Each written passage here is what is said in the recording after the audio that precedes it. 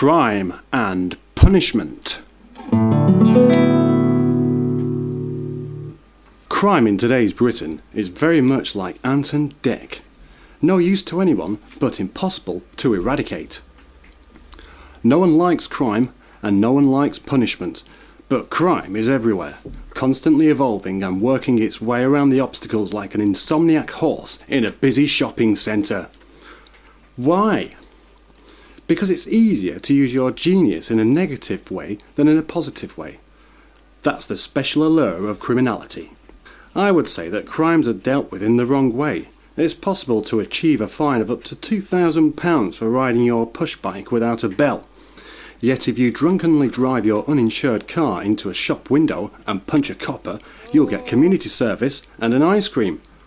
For good behaviour. No way. We would do better letting the committers of crime choose their own punishments. I don't agree with capital punishment on the whole, but I do think that criminals who make other people suffer should undergo something similar themselves. My solution is computer torture. With some more technological advances, it would be great. Virtual reality could be mixed with muscle-paralysing agents to create the ultimate special punishment. For example, if your crime was to stab someone, then you'll be wired to a machine that will give you the same experience. The sensations will be completely lifelike and it'll really hurt. Also, you'll take away the emotional scars that this kind of thing offers. Thus, a perfect punishment. However, should you have killed someone, then the punishment wouldn't be a room for life and a seedy brief, and neither would you be put in the electric chair, but given the castigation of virtual death. A death so real that you'll actually believe you've been killed. But not that real, so as you'll never forget it. In virtual death, you'll experience being dead, but while remaining conscious enough to experience it. And there'll be no coming back. You'll be sentenced to death for the rest of your life. This is all very well, but no such technology is available, and we can't have criminals doing as they please in the meanwhile, so something more practical is needed. And I have just the solution. I shall call it Crime Meter. On the news we are constantly told of depleting energy sources and the quest to find greener ways of generating energy. We are told about this as if it's our faults for living in modern society, so my solution had better be taken seriously. When a criminal is convicted, he should serve an energy debt, as criminals cost the country dear whatever they do and however they are dealt with. So if we had a load of treadmills in a barn instead of a prison, then they could effectively run off their crimes. And this is possible. It's perfectly feasible to take the energy generated by a bounder on a treadmill and stick it into the national grid. If all crimes that aren't of a life-threatening nature were dealt with like this, we might find a better solution than going nuclear. The idea is simple. If you steal a car, then you have to complete 1,000 hours of proper running time, which may power the neighbourhood from where the car was nicked. If you rob a post office with a banana, then you'll complete 4,000 hours on a treadmill or whatever. One thing is for sure, the illicit wrongdoer will be so worn out by his punishment, he may well never commit another crime. Or he might do. Who knows? But at least the compensation has been met. Imagine it, the whole country being powered by criminal activity. How much would we like that? Especially if even really petty crimes were dealt with in this manner.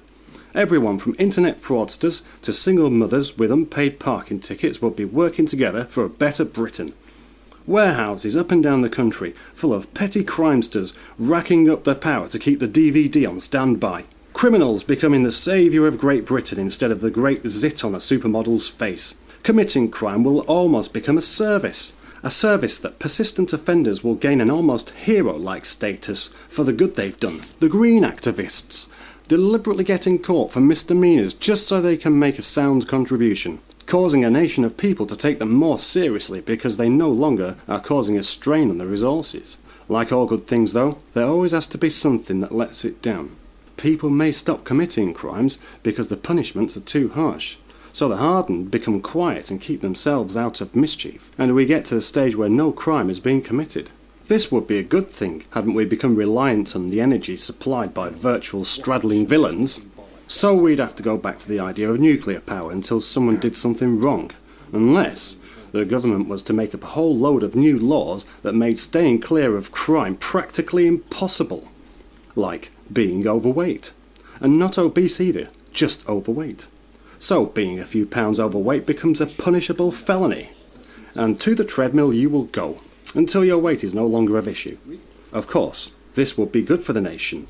The whole population will become healthy, and the strain on the NHS will be equally lifted, until the time comes where everybody is fit but there's no power again. So more crimes will be needed, and more stupid rules for people to break are sanctioned. You may be penalised for not saying hello, how are you today, to the postman, or given 500 hours treadmill sufferance for not wearing a yellow t-shirt on a Tuesday. Who knows, it could be anything. The laws will become so stupid that it becomes a crime by not committing a crime, and therefore a crime in itself. The only sensible solution would be mandatory treadmill service that everybody has to complete each week, and the good thing about that is it would become a crime not to turn up for service, and therefore a crime, punishable by treadmill time.